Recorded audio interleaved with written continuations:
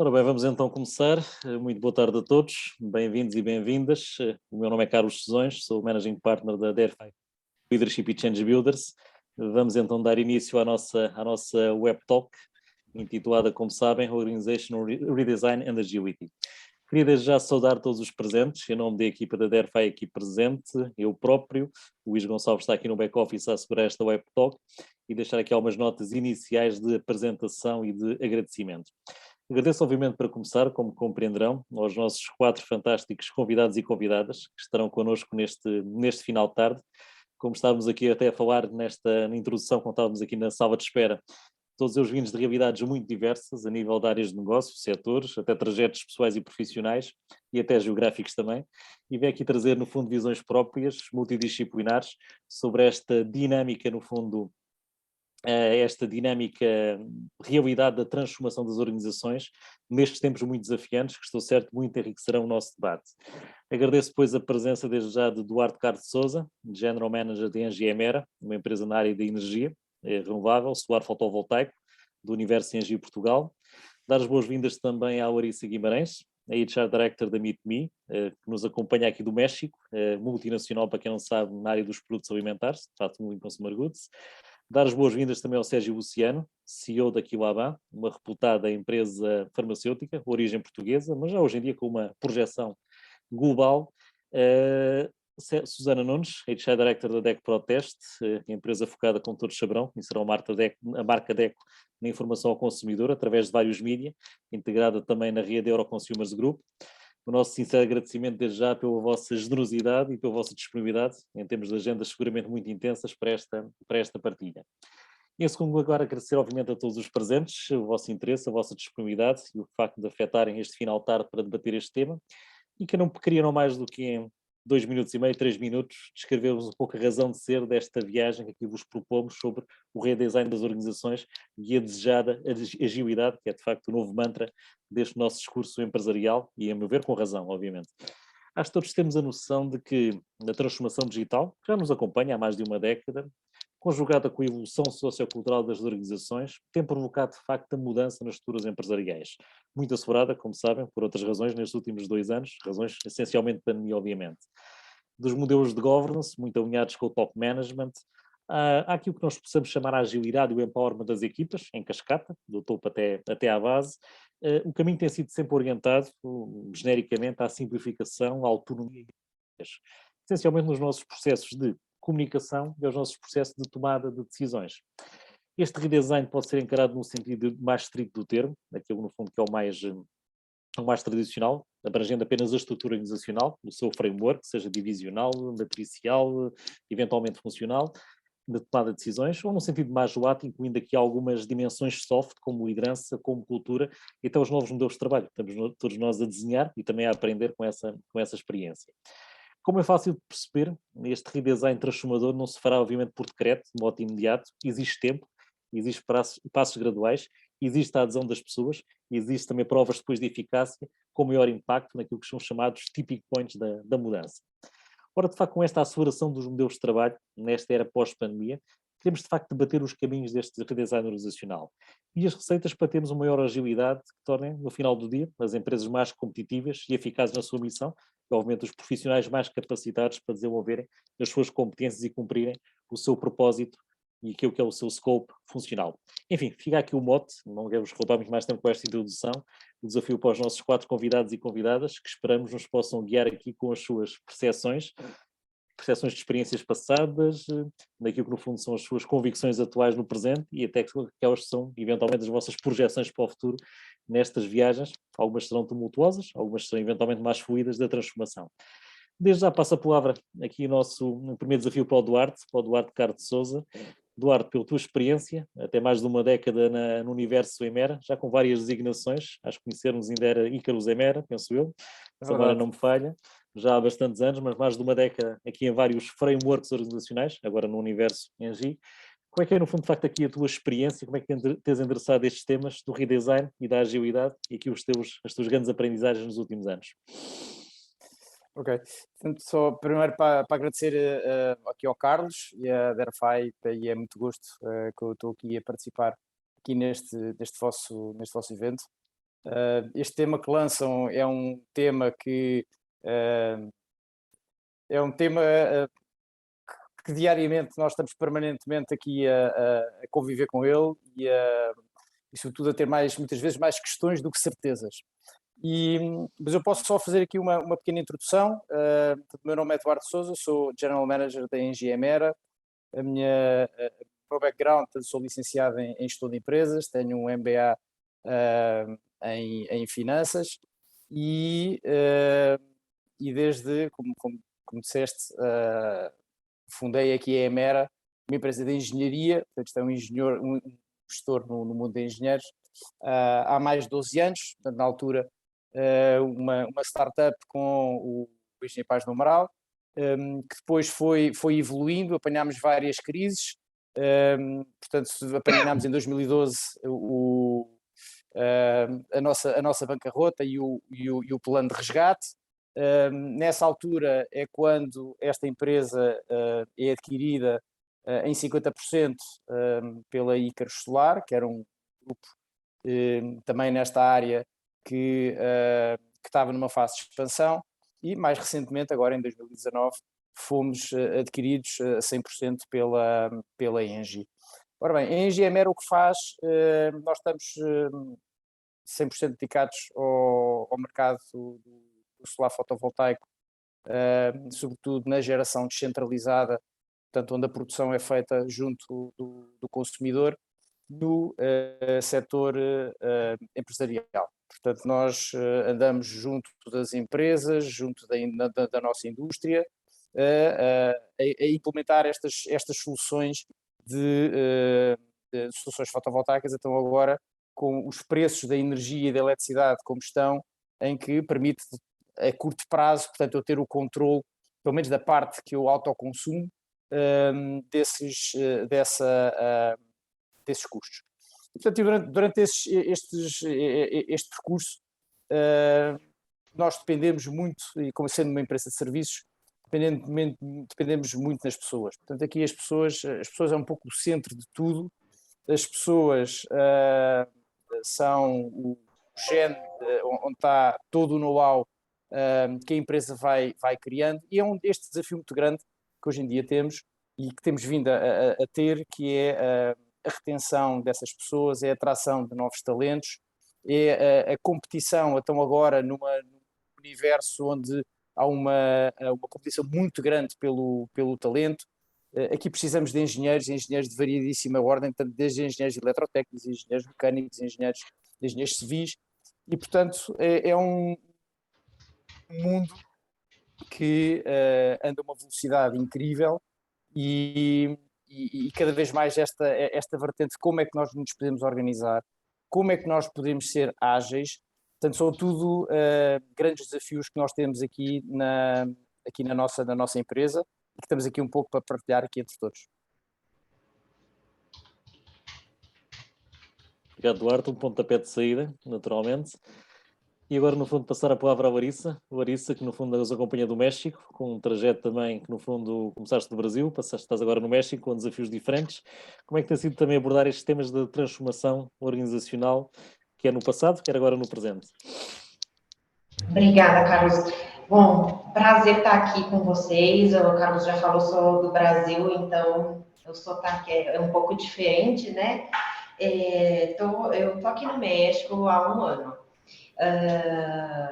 E, bom, na verdade, minha trajetória na área de recursos humanos, eu sou diretora de recursos humanos de uma empresa aqui no México, vim transferida do Brasil para cá, justamente para ajudar aqui nos aspectos de cultura e como crescer a empresa. A empresa onde eu estou hoje, onde eu trabalho, é uma empresa que é brasileira, já multinacional, muito grande. Hoje é a maior empresa de alimentos do mundo, o grupo onde eu trabalho. E com uma origem muito tradicional, porque é uma origem de frigorífico, né? Então, uma origem, assim, de empresa muito tradicional, com estruturas muito tradicionais. E, de repente, a empresa toma a decisão de criar marcas em todo o mundo e começar a inovar em muitos aspectos. Então, o modelo de negócio que a gente criou, eu estou há 8 anos na empresa, então o modelo de negócio que a gente criou é um modelo inovador, uma proposta de valor inovadora, enfim, em vários aspectos, um serviço diferenciado, um serviço também inovador. E como é que a gente conecta isso tudo dentro de uma empresa que tem uma estrutura tão tradicional? Então, aí começam os desafios, né? De ajudar toda a liderança com uma mudança de mindset. E é um trabalho de todos os dias, é uma evolução, né? Porque é o tipo de coisa que começa, mas acho que nunca tem fim. Então, estamos aí todos que viemos de outras empresas para ajudar a criar esse negócio nessa empreitada de trabalhar muito forte a questão da mentalidade e saber administrar também, porque no final do dia a gente tem aí um grupo, uma empresa maior para a qual a gente se reporta e que tem uma cultura muito forte e muito boa. Então, como é que a gente administra, né, esses dois mundos?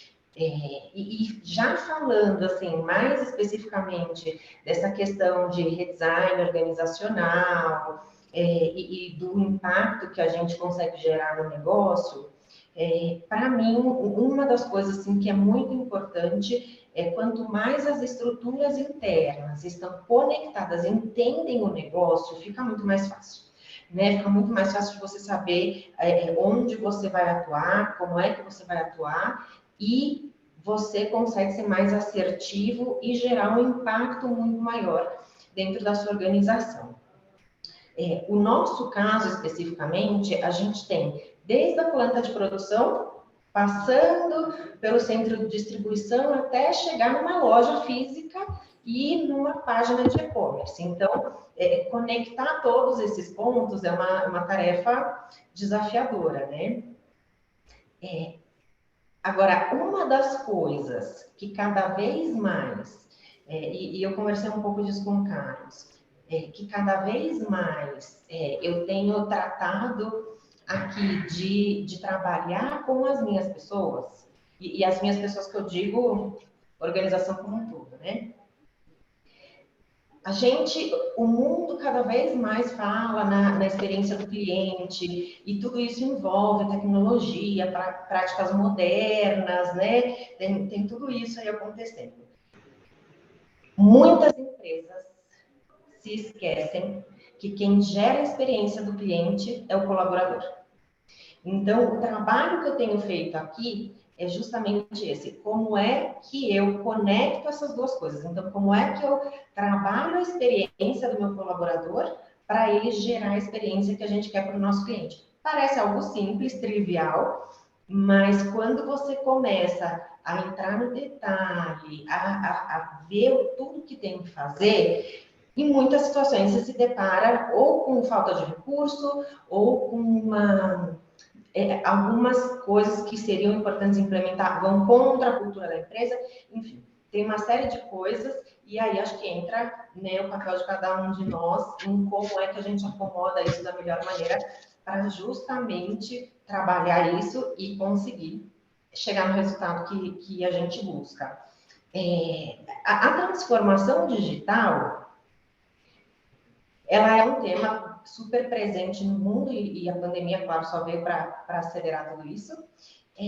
Mas a transformação digital, ela pode ser feita de várias maneiras, né? Então, não tem aí uma fórmula para que isso aconteça.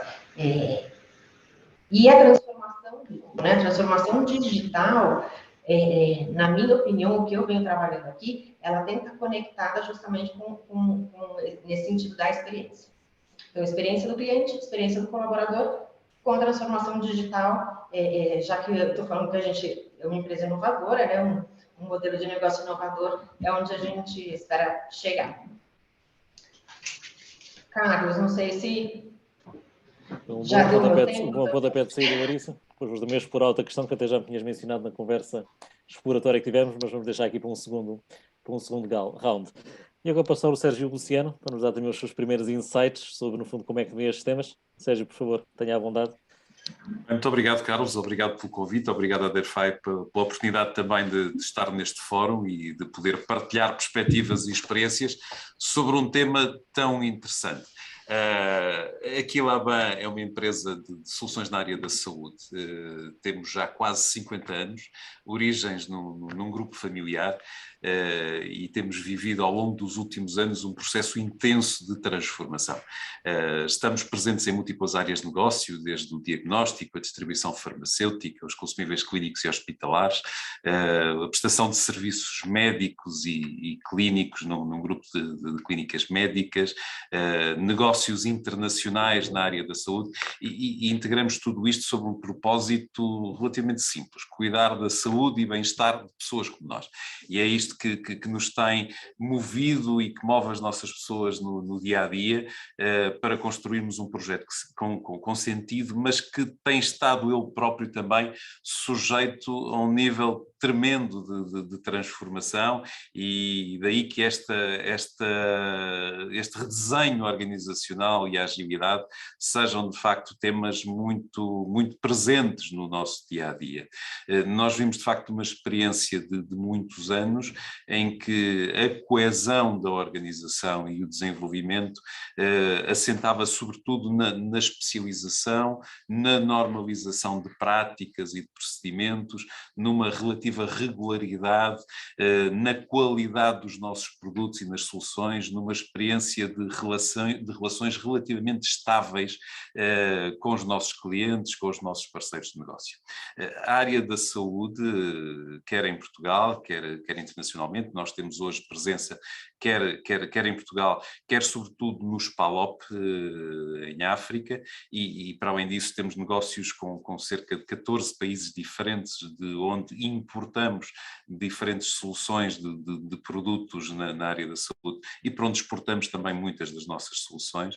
Esta questão do redesenho organizacional tem sido uma questão muito, muito presente, essencialmente porque a realidade que enfrentamos nestes mercados, quer do ponto de vista daquilo que são as pressões regulamentares que trazem dinâmicas cada vez mais exigentes, as pressões competitivas com novas soluções a serem lançadas no mercado, muita inovação a desafiar-nos, nos colocam aqui desafios de adaptação permanente.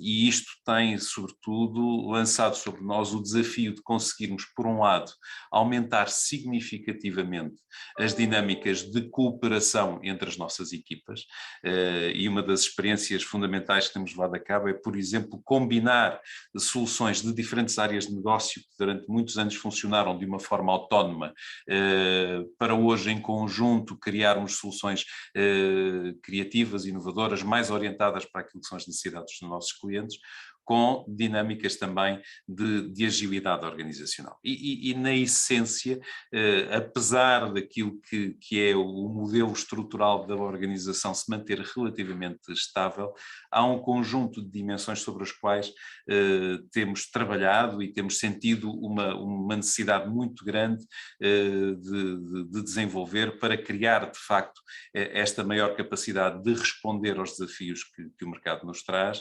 e de criarmos soluções diferenciadoras e inovadoras. E um dos temas tem exatamente a ver com a compreensão das nossas pessoas relativamente àquele que é o seu contributo para a construção do desígnio da organização.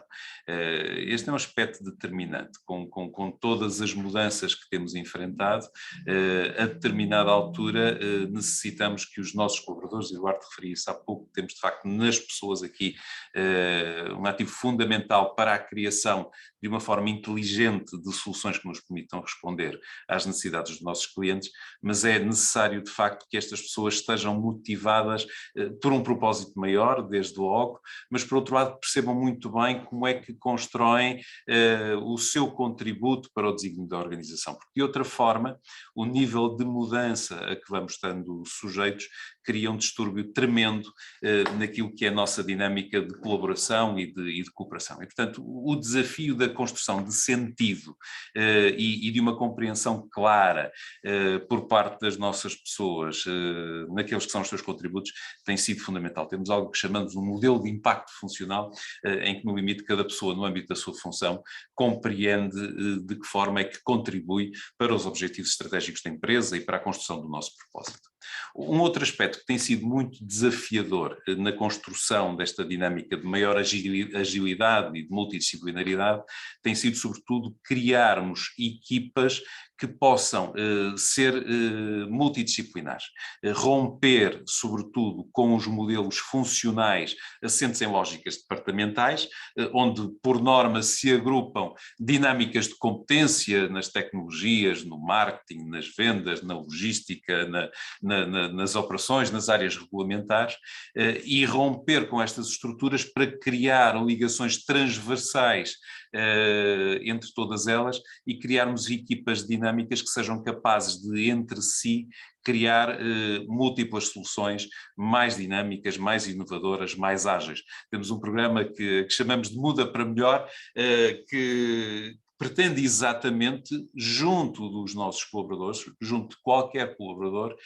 identificar uma oportunidade ou uma necessidade de mudança e, ao invés de seguirmos aqui lógicas funcionais ou hierárquicas de aprovação destas intervenções, permitir aos nossos colaboradores interagirem com colegas de diferentes áreas para criarem uma dinâmica integrada e facilitarem o desenvolvimento e implementação da solução.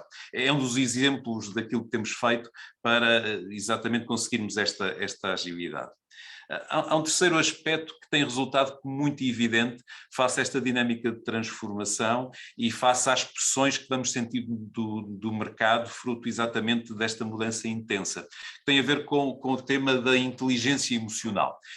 A forma como conseguimos que as nossas pessoas entendam o processo de mudança, de desconstrução dos modelos em que, por norma, estavam habituados a trabalhar, que os entendam de uma forma positiva e que consigam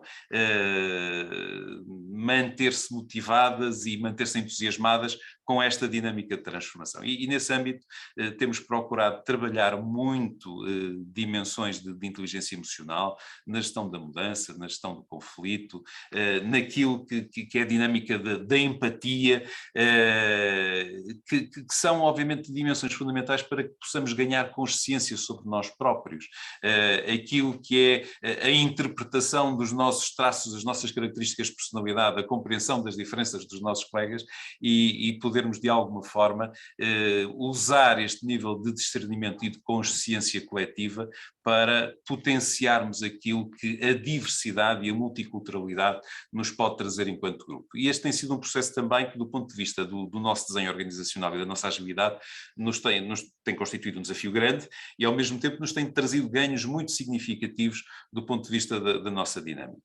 E eu diria que há um quarto aspecto que, do ponto de vista da transformação organizacional e desta agilidade tão necessários para o nosso desenvolvimento, resulta como evidente, que tem a ver sobretudo com a transformação da liderança. Esta visão de uma nova estrutura e de um novo modelo organizacional, esta dinâmica de maior agilidade na organização, requer de facto líderes que possam não só compreender muito bem a envolvente em que estão integrados, que possam, por outro lado, compreender a dinâmica estratégica da organização e fazer parte dela de uma forma aprofundada, que possam compreender bem as suas pessoas, a dinâmica das suas equipas, que aceitem a perda de poder relativo por esta lógica de domínio funcional e que aceitem partilhar dinâmicas de integração multifuncional e multidisciplinar e que, no fundo, sejam promotores desta dinâmica de desenvolvimento e de transformação. Estes têm sido pontos que para nós têm constituído experiências muito interessantes e muito significativas da nossa transformação e que de resto estão também na base daquilo que temos procurado ser o caminho de uma empresa de natureza familiar para uma empresa um pouco mais formal, mais ágil, capaz de abordar de uma forma harmoniosa diferentes áreas de negócio e diferentes desafios, sobretudo porque a nossa realidade é sobretudo uma realidade onde não temos nenhum produto que especificamente seja nosso, que o tenhamos desenvolvido ou que o tenhamos criado, temos sobretudo a capacidade de integrarmos diferentes agentes de diferentes fases da cadeia de valor da prestação de serviços de saúde e de os integrar de uma forma harmoniosa, que faça sentido, para continuarmos, obviamente, a seguir este nosso propósito de cuidar da saúde e bem-estar de pessoas como nós. E, de alguma forma, é isto que temos feito, e sobre a agilidade organizacional, há algumas das experiências que temos para partilhar naquilo que fazemos, procurando também que esta experiência seja o mais concreta possível e que ela faça sentido à luz daquilo que é a nossa realidade do dia-a-dia, para além dos conceitos fundamentais que possamos explorar. Muito obrigado, Sérgio. Um testemunho com muitos exemplos práticos e com um excelente contributo e com as linhas de ação também perfeitamente definidas. Eu, antes de passar para a Susana, não posso deixar de concordar para começar e depois sublinhar, acho que foi o primeiro ponto que o Sérgio mencionou, a questão do impacto funcional e aquilo que é o contributo de cada um, no fundo, para aquilo que é a missão da organização. E há cada vez mais, no fundo, quer teorias nas escolas de gestão, quer, no fundo, praxis nas organizações, do chamado job crafting, portanto, no fundo, de fazermos aqui um pouco de afinamento da própria função da parte da própria pessoa, sabe qual é que é a sua missão, sabe qual é que é o seu objetivo, o impacto que deve ter, e a partir daí agiliza um pouco os processos, os seus contributos, faz pontos internamente e tenta maximizar, de facto, esse seu contributo. Pressupõe uma certa autonomia, isto vai contra aquela recorrente das job descriptions, tudo perfeitamente by the book, que vai ser um pouco, mais uma vez, é a minha opinião, muita gente a conhece, um pouco mais old fashion e um pouco mais século XX, e no fundo dá liberdade às pessoas para agilizarem um conjunto de competências em prol daquilo que é o objetivo organizacional, do propósito, e aquilo que é o seu contributo pessoal, impactante, individual, que deve ser cada vez mais maximizado. E, portanto, o testemunho do Sérgio vou também a recordar esta tendência, que é uma tendência global e acho que cada vez mais, no fundo, vai ser falada, praticada, e espero eu que seja também tida com impacto. Susana, da tua parte, estás num universo diferente daqui dos anteriores interlocutores, mas também com algumas experiências para partilhar, por favor. Diz-nos um pouco da tua justiça nesta perspectiva de design organizacional e agilidade. Como é que tens encarado estas dimensões? Ok, pronto, espero não vos maçar muito, sendo a última, mas antes de mais agradecer o convite pela DERFAI e obrigada por fazer parte deste painel. E de facto, eu vou abordar aqui em dois temas. Eu vou fazer aqui uma pequena provocação, o Carlos também me conhece e sabe que eu de vez em quando também gosto de fazer aqui umas provocações. E eu acho que não há uma receita única. Qual é a receita para sermos mais ágeis e impactarmos melhor o negócio? Acho que não existe, porque, e falo um pouco até pela minha experiência pessoal, eu já trabalhei em vários setores. Portanto, embora esteja agora na DEC Proteste, e vou fazer uma pequena introdução, porque é aquela organização que todos achamos que conhecemos, mas de facto não conhecemos. Quem não está dentro, o público tem uma opinião um pouco diferente, mas eu tive desde a indústria farmacêutica, desde uma páginas amarelas, num momento de transformação em que perde o monopólio, se torna digital, desde uma central de cervejas que é adquirida pelo grupo Heineken, tem toda uma mudança de estrutura, de agilidade. Portanto, eu como primeira lição, enquanto profissional de recursos humanos que eu partilho convosco, que eu tirei destas minhas experiências anteriores, e há umas que servem para a minha atual realidade, há outras que não, por isso é que eu digo, não há uma receita e muitas vezes nós temos que ir, vamos tentar, vamos experimentar, mas a aprendizagem que eu tiro da minha experiência passada é rapidez, o time to market, saber quando temos que agir no momento certo e com todos os dados que temos na altura, tomar as melhores decisões. Eu acho que rapidez é tudo.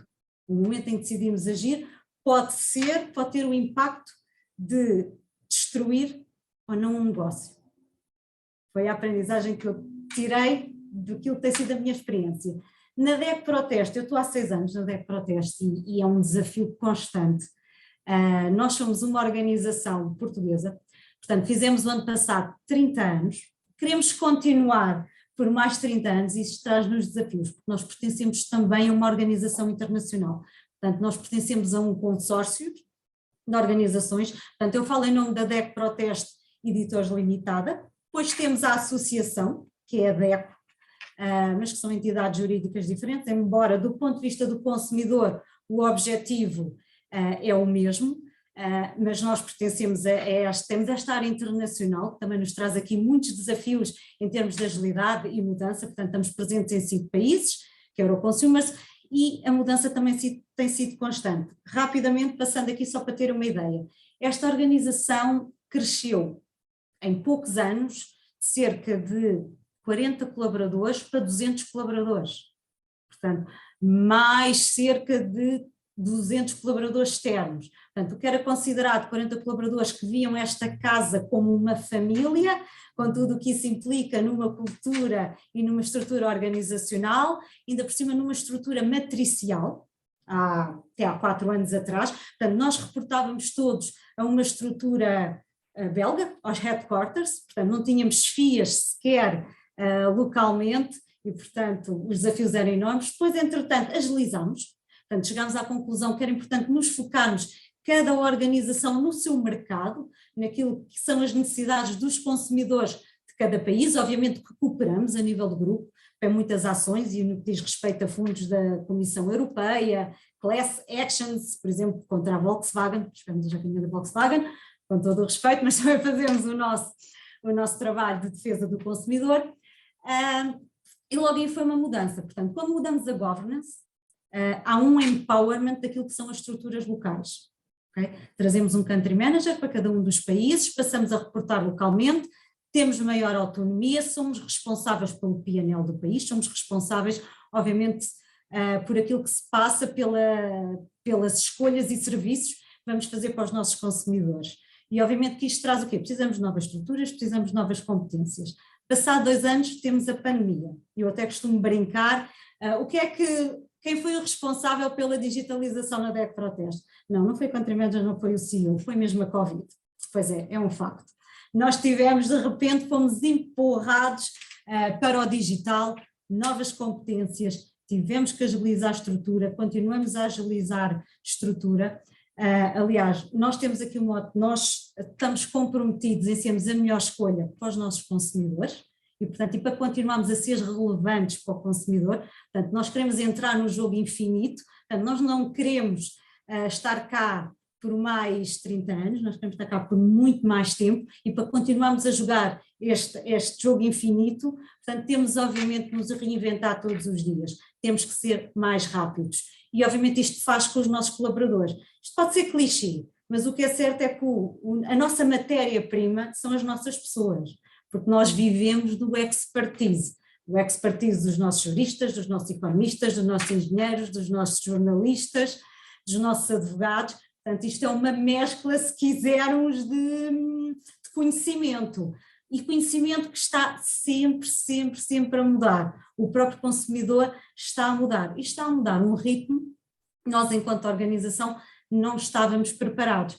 Portanto, o que causa aqui, por um lado, nós temos que manter, quando falamos em agilidade, eu gostava de introduzir aqui 2 conceitos, que é, para sermos ágeis, temos que ter a capacidade para agir perante este cenário de mudança constante, interno e externo, e há fatores que nós não controlamos, por isso é que nós redesenhamos estruturas, redefinimos competências, portanto, para nós é extremamente importante tornarmos fortes nas competências digitais. Isto pode parecer estranho, mas nós precisamos nesta organização cada vez mais de criar, desenvolver e trazer competências comerciais, porque no fundo é uma venda, e acreditem que isto é muito difícil de passar internamente pelo nosso ADN. As nossas pessoas são muito apaixonadas pela missão e pelos valores da organização, e esta paixão vê-se não só na forma como nós comunicamos e acrescentamos valor à sociedade e ao consumidor. Portanto, nós temos um propósito muito forte, isso é vivido muito intensamente, mas depois também do ponto de vista interno, nos traz aqui alguma dificuldade quando nós queremos mudar. E a outra parte, o outro fator, quando nos queremos tornar mais ágeis, que é, há fatores que nós temos que garantir que são constantes, que é claramente a nossa missão, os nossos valores, o nosso ADN. Mas mesmo assim, esses são constantes, mas nós vamos mudá-los.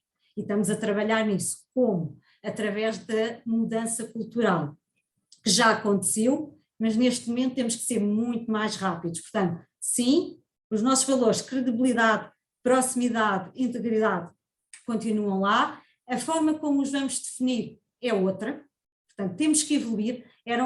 Tivemos estes valores ou estas definições de valores durante 30 anos e precisamos ter outro tipo de comportamentos também internamente e também, obviamente, é isso que vai trazer valor ao consumidor. Portanto, focamos em comportamentos como respeito, empatia, confiança, trabalho em equipa, temos uma nova estratégia, portanto, nós vivemos, o nosso negócio é um negócio de subscrição, devemos ser das empresas com o maior número de subscritores em Portugal, estamos a falar numa base de dados de 375 mil subscritores, é enorme.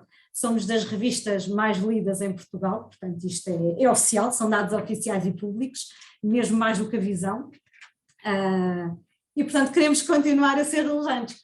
Por isso é importante também que todos os colaboradores estejam alinhados, quer nesta mudança, que é preciso fazer uma venda interna por causa desta paixão garantir, não, nós não estamos a vender, e é mesmo isto a alma ao diabo, quando eu digo, nós precisamos ser mais comerciais, a organização precisa de competências comerciais, não é vender aquilo que é os nossos valores, porque nós somos independentes, portanto, não somos financiados por fundos públicos, nós não somos públicos, nós somos privados, e por isso precisamos assegurar isso também, quer ao consumidor, quer internamente, que é, ok, nós estamos a mudar, mas é para continuarmos cá, para continuarmos a acrescentar valor e porque temos que mudar.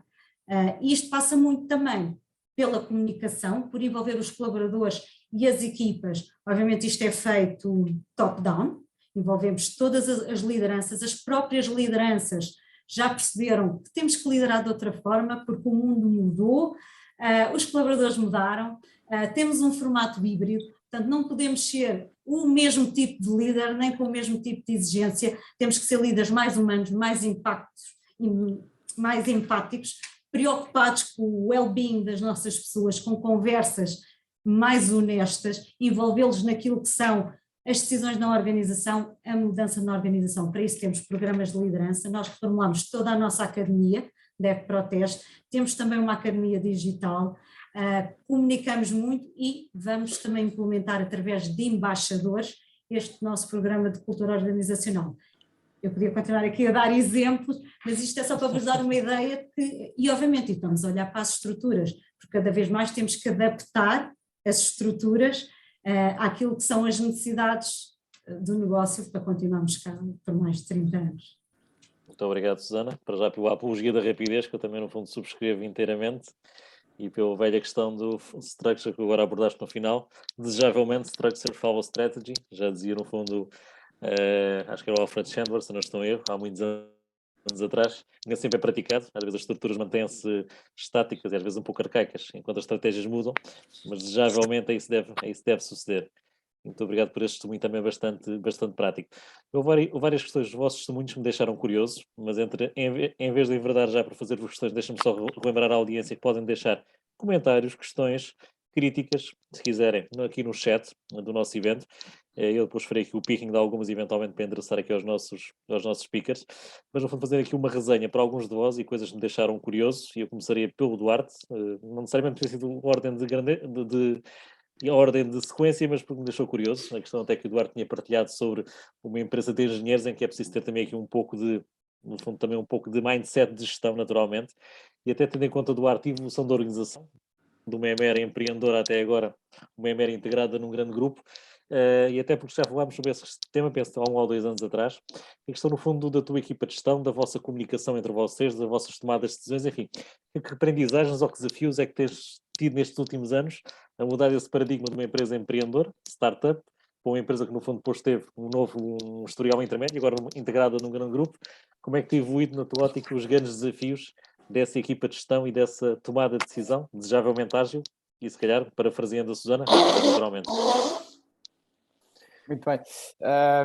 Eu vou dar aqui 3 exemplos desta progressão, e são exemplos de reestruturação, de repensar aquilo que esta velocidade no mundo nos obrigou a fazer.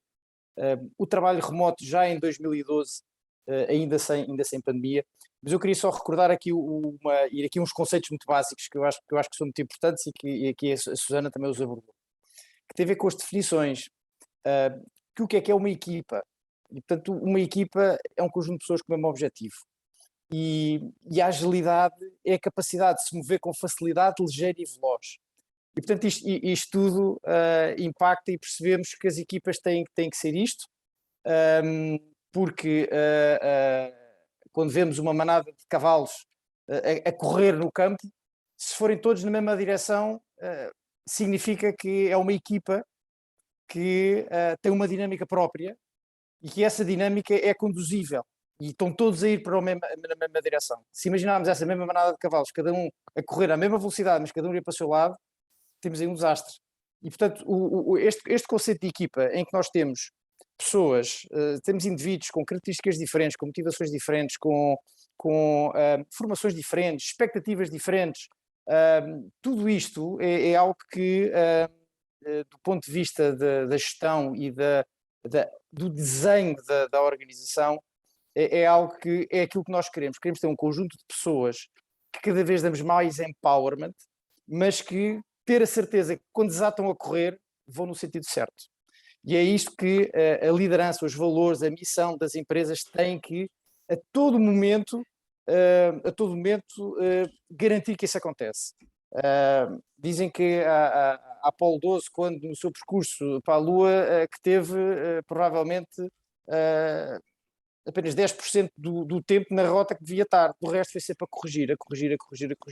E é um bocadinho isso a lógica da equipa e a lógica da manada dos cavalos, quando a liderança tem que garantir que os objetivos são aqueles e tem que ir orientando para que as dinâmicas próprias da equipa, que têm muito a ganhar, que as empresas têm muito a ganhar com essas dinâmicas, porque não podem impor top-down, tem que haver, muitas vezes há esse envolvimento da equipa na decisão, e portanto é isso que, do ponto de vista organizacional, a organização deve-se estruturar e montar de maneira a garantir que isso aconteça. Vou dar um exemplo. Em 2012, nós éramos uma empresa ainda relativamente pequena, tínhamos acabado de ser adquiridos em 50% pela Icarus, que era uma empresa grande, a belga, e eles tinham este seguinte desafio, que era, eles estavam a passar de uma empresa local, que era na Bélgica, para uma empresa global. E estavam a entrar no Reino Unido, entraram em Portugal, estavam a entrar no México, estavam a entrar no Japão, estavam a entrar em França, e portanto havia uma necessidade porque uma estrutura local não é compatível com esta nova estrutura ou entrada nestes novos mercados. E então um bocadinho nós o que vimos, um bocadinho na lógica daquela célebre frase do Passos Coelho, de se calhar vamos ter que exportar engenheiros, nós alterámos ali só as duas últimas letras do engenheiros e dissemos, então nós vamos exportar a engenharia. E o que fizemos foi convencemos os nossos acionistas belgas, na altura, de que o melhor sítio para pôr os service centers, portanto, havia uma necessidade em termos da agilidade, não é da agilidade, mas é da reestruturação da passagem de uma empresa local para uma realidade internacional, de criar aqui essa estrutura. E aí beneficiámos, felizmente havia muitos, ou infelizmente, havia muitos engenheiros que estavam disponíveis, que já tinham experiência na altura em termos renováveis, que havia até inclusive alguns incentivos ao emprego. Eu lembro de fazer entrevistas a engenheiros numa altura muito complicada, em que eles ficavam com os olhos a brilhar quando sabiam que iriam trabalhar em Portugal, mas em projetos em vários países, e portanto nós conseguimos criar e fomos crescendo essa estrutura, aproveitando muito a boa qualidade dos nossos engenheiros, a proximidade de 80 euros de avião para a Bélgica, a facilidade da língua, o facto de falarmos inglês, o facto de falarmos português, que abarcávamos também a parte toda da América Latina, e portanto nós tivemos essa criação, e foi aí um pouco que nós crescemos em termos de relevância no grupo, e crescemos aqui bastante em termos desta nova estrutura. E utilizando muito o Skype na altura, e portanto nós ainda tínhamos as pessoas todas centradas num sítio, mas a trabalhar muito em termos internacionais. O segundo exemplo é um pouco mais nesta altura, e utilizando aqui um pouco o que aconteceu com o Brexit. O Brexit tinha um mercado de energias renováveis muito, muito significativo e muito desenvolvido, com muita gente internacional lá a trabalhar. E o que aconteceu é que com a pandemia, com as novas tecnologias, com a inovação, com este modelo de trabalho à distância, começam a haver empresas de engenharia do ponto de vista mais internacional que vão pegar ou pegaram na altura e foram recrutar muita gente nos Estados Unidos no Reino Unido que tinha que sair de lá, e começaram a criar, essas pessoas voltaram para os países ou de origem ou para onde quisessem, toda a estrutura funciona de uma forma remota, portanto não há escritório, e o que acontece é que existe encontros regulares presenciais, em que pode ser 3 em 3 meses, 6 em 6, muitas vezes não é a empresa toda, etc. E consegue-se ganhar estas dinâmicas o ágil da equipa, assente em tudo o que é inovação, assente em tudo o que é tecnologia que nos permite fazer estas novas formas de trabalhar e manter as pessoas, como a Susana dizia, satisfeitas, se calhar mais juntas às suas famílias, ou a viver onde se calhar convinha mais. Temos muitos exemplos de pessoas a viver em Portugal que não trabalham no mercado português, só trabalham com temas internacionais. O terceiro exemplo que eu quero dar também, em termos de como é que se pode trazer agilidade e mexer um bocadinho nas estruturas, que é através das aquisições.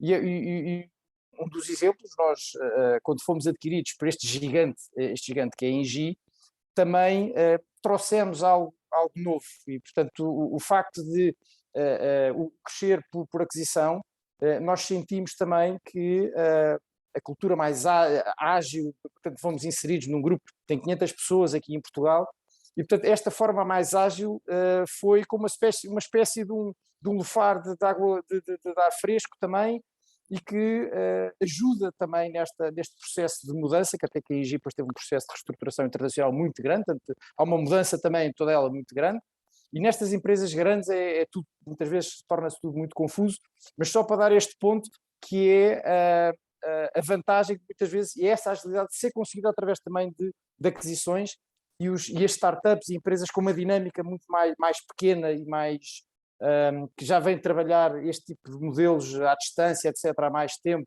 e no mercado também com grande velocidade e grande rapidez, que é este mercado das renováveis e das alterações climáticas, é mais outro exemplo que eu também aqui posso dar. Muito obrigado, Duarte. De facto, esse último é um excelente exemplo, e cada vez mais, no fundo, no mundo das grandes empresas, de facto, a inovação pode-se fazer in-house, seguramente, e há excelentes equipas a fazê-lo, mas muitas vezes, no fundo, a solução é ir buscar lá fora, de facto, startups já estão a dar cartas, têm uma agilidade própria, até podem trazer algum refrescar cultural à organização, e, no fundo, na ótica da inovação mais rápida e mais, no fundo, assertiva e mais, até no final do dia, profícua, de facto, são, eu diria, boas receitas para o fazer. Eu ia, no fundo, também falar agora aqui um pouco com o Larissa. A Larissa, até retomando uma conversa exploratória que tivemos talvez há uma semana atrás, em que me havias até mencionado algumas experiências de agilidade e, curiosamente, se me lembro, na área de recursos humanos, não é verdade?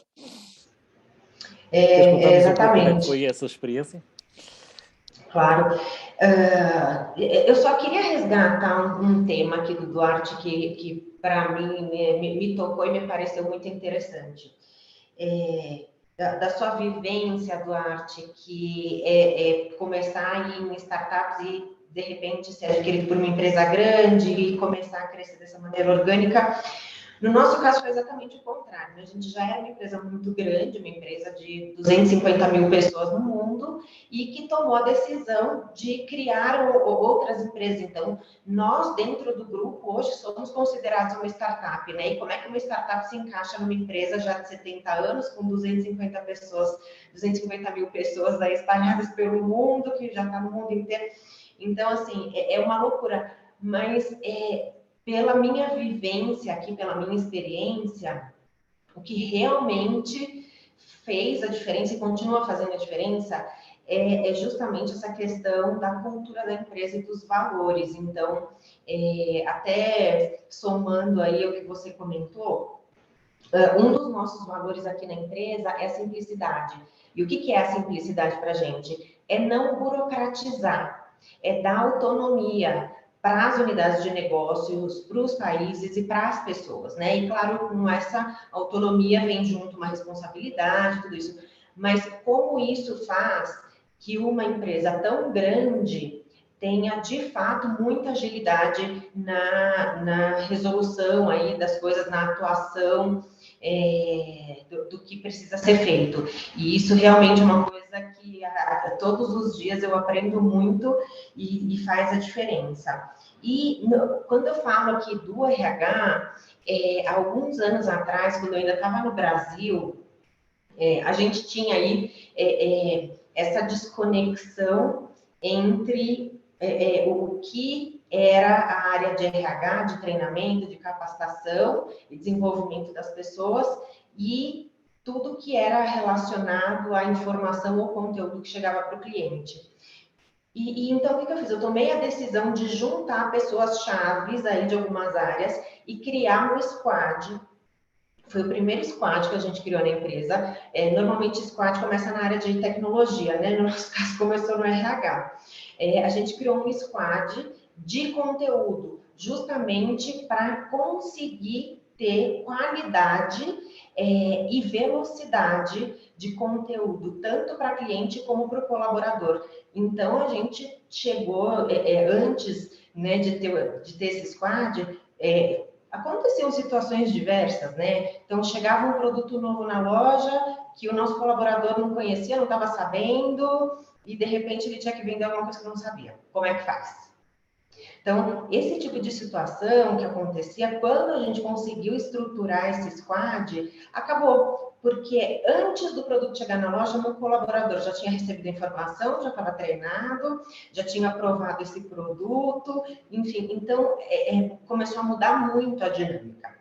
E isso gerou, assim, um impacto na venda brutal. Porque você vendeu o que você não conhece, é difícil, né? Então, a partir do momento que as pessoas tinham uma oportunidade de conhecer, de provar esse produto, em alguns casos a venda de alguns produtos subiu assim 47%. Então, um impacto assim brutal na organização. Foi uma experiência muito bacana. Carlos, não sei se você quer. Obrigado, perfeitamente, perfeitamente. Não, é de facto um bom exemplo e de facto curioso de, em vez de tratarmos a Agile apenas como uma competência típica das equipas de tecnologias, que muito usam, como é do Waterfall, as tradicionais também usam já cada vez mais metodologias Agile, ter começado numa estrutura RH a definir essa forma de trabalhar e essa forma, no fundo, de entregar, nesse caso, esse delivery, esse conteúdo on time, para, no fundo, poder servir às equipas comerciais. Muito bem. Eu ia perguntar também aqui ao Sérgio, porque também no fundo já tinha feito aumento do meu trabalho de casa, já conheço aqui o Aban também das nossas conversas, mas pegando um pouco neste tema da agilidade e do redesenho organizacional e colocando perante os desafios da globalização, daquilo que foi a globalização também da atividade daqui o Aban, e da multiculturalidade, enfim, a vossa presença global, como é que tem conseguido, Sérgio, gerir no fundo, este crescimento, no fundo, do global, mantendo de facto esta agilidade na decisão, de forma que tenha centralizado ou descentralizado, muitas vezes, enfim, enfim, já me dará o seu testemunho, mas muitas vezes, eu estava a ler há uns tempos atrás um artigo de opinião, falava-se do efeito concertina das organizações, no fundo, descentralizarem, depois voltam a centralizar, consoante, no fundo, às vezes, enfim, as experiências que têm, as necessidades de irem um pouco mais para além com autonomia, às vezes a necessidade de recentrar no foco nos seus produtos, mas enfim, fechando este parênteses, qual tem sido de facto a vossa estratégia, Sérgio, na vossa expansão global? Bom, a nossa estratégia tem sido um pouco também essa de irmos criando dinâmicas de descentralização através daquilo que é a capacitação dos nossos grupos de liderança. No essencial, o que temos procurado fazer, por um lado, é criar um conjunto de modelos de referência do ponto de vista organizacional, que consigamos de alguma forma ter como dinâmicas de estrutura para as nossas organizações e, portanto, garantirmos a coesão por via dos modelos funcionais, dos modelos organizacionais, capacitarmos líderes e desenvolvermos líderes, esse tem sido um dos grandes desafios para que possamos ter pessoas disponíveis para as diversas organizações que, entretanto, vamos criando, mas em paralelo com este maior nível de formalismo, trabalharmos muito na dinâmica de comunicação interna e de interação. E este tem sido um dos pontos mais desafiantes em termos daquilo que é a nossa dinâmica, porque por um lado definimos uma estrutura mínima, por outro lado definimos um conjunto de requisitos de performance e de alinhamento para a organização, mas depois damos um elevado nível de autonomia às nossas equipas e aos nossos líderes, sempre numa dinâmica de grande colaboração. E este é um aspecto que tem constituído uma das bases do nosso sucesso do ponto de vista daquilo que é a dinâmica de crescimento e de expansão internacional. Não isenta de dores, não isenta de muitas dificuldades, mas sobretudo com este benefício de podermos ir criando em simultâneo agilidade e integração na nossa organização. E tem sido, Carlos, sobretudo desta forma que temos procurado ir dando resposta a estes desafios. Uma das questões fundamentais que aqui temos encontrado é efetivamente a questão do desenvolvimento, quando temos uma estrutura a crescer e a crescer com alguma rapidez, do desenvolvimento de competências internas. Este é um ponto muito, muito desafiante, e uma das formas que temos de conseguir desenvolver estas competências e reforçar as competências das nossas equipas é também promover dentro destas dinâmicas de alocação de responsabilidades nas diferentes estruturas, partilhas de experiência, alguma rotação de experiência entre as nossas pessoas, criarmos aqui a capacidade, por exemplo, de um diretor-geral de uma das nossas empresas em Angola ou em Moçambique, poder previamente a este desafio e mesmo durante o tempo em que o tem, passar durante algum tempo por outras estruturas da organização e poder reforçar as suas capacidades de interação. E, portanto, esta é uma dinâmica que vamos implementando e que tem tido bons resultados, mas do ponto de vista da agilidade requer sobretudo uma grande capacidade de nos adaptarmos, de termos pessoas muito permeáveis e sobretudo muito focadas naquele que é o nosso objetivo fundamental, adaptando-se depois às realidades em concreto de cada um dos países. Muito obrigado, Sérgio. Não tenho dúvidas que são boa parte desses ingredientes fundamentais e, no fundo, terá o seu impacto quando procuramos, de facto, esta maior agilidade e depois queremos crescer a nível global, obviamente, com tudo o que é, obviamente, esses roadblocks muitas vezes temos nessa expansão. Eu queria, no fundo, também agora colocar uma questão à Susana. Susana, falaste muito da questão da rapidez, no fundo, como fator crítico de sucesso e não resisto a perguntar-te, obviamente, pela tua experiência já, não necessariamente apenas DEC Proteste, mas DEC Proteste e todos os setores em que já passaste, farmacêutico, mídia, enfim, faço moving consumer goods, etc. Quais são aqui os ingredientes de liderança e de cultura, na tua perspectiva e com a tua experiência, fundamentais para essa rapidez? Rapidez todos queremos e agilidade todos queremos, e temos estado aqui a debater aqui algumas experiências, desafios, preocupações, mas na tua ótica, falando de líderes e de cultura, o que é que tem de ser garantido para que, de facto, essa rapidez no terreno se faça sentir? Olha, coragem. Eu acho que é isso, porque às vezes é preciso a coragem para tomar decisões difíceis, mas no momento certo. E quando falo em decisões difíceis, muitas vezes às vezes temos que diminuir estrutura, temos que eliminar departamentos, para conseguirmos, obviamente, continuar a acrescentar valor naquilo que é o nosso negócio, independentemente daqui de qualquer das empresas. Eu acho que, acima de tudo, eu acho que isso é coragem, não sei se será no âmbito dos valores, das competências, e é muito importante também termos connosco... Acho que é um atributo importante, seguramente, portanto.